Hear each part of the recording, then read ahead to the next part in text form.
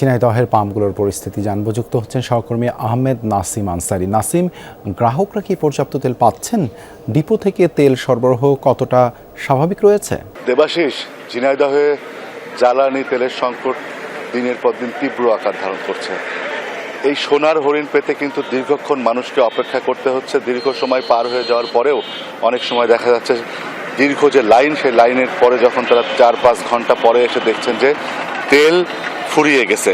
স্বাভাবিকভাবেই এই বিভিন্ন পেট্রোল পাম্পে আমরা এই কারণে দেখেছি যে যারা তেল প্রত্যাশী আছেন তাদের ভিতরে বাকবিতণ্ডা সহ তেল যারা মালিক পক্ষ আছেন এবং যারা তেল প্রত্যাশী তাদের ভিতরে বিভিন্ন ধরনের অপ্রীতিকর ঘটনা কিন্তু প্রতিনিয়ত ঘটছে।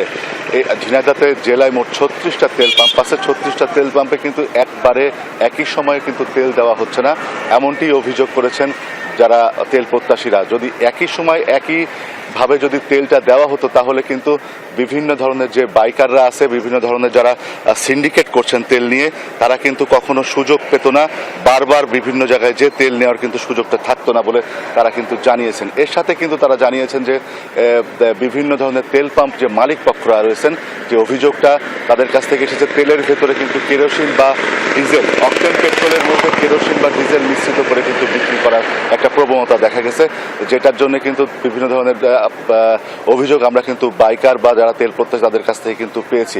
এর সাথে যেটা আমরা অভিযোগ পেয়েছি যে তেল কিন্তু নিয়মিতভাবে গ্রামগঞ্জের বিভিন্ন সিন্ডিকেট করে যে অকটেন পেট্রোল 116 বা 120 টাকা লিটারে বিক্রি করার কথা, সেটাকে কিন্তু 300-350 টাকা পর্যন্ত কিন্তু বিক্রি করা হচ্ছে। এই সিন্ডিকেটের বিরুদ্ধে কিন্তু এখনো পর্যন্ত জোরালো যে কোনো অভিযান পরিচালিত হয়েছে জেলা প্রশাসনের পক্ষ থেকে এমনটি কিন্তু আমরা জানি না।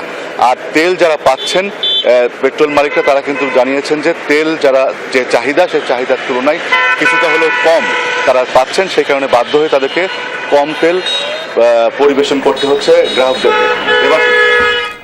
ধন্যবাদ আপনাকে নাসিম, আমাদের সাথে যুক্ত হবার জন্য।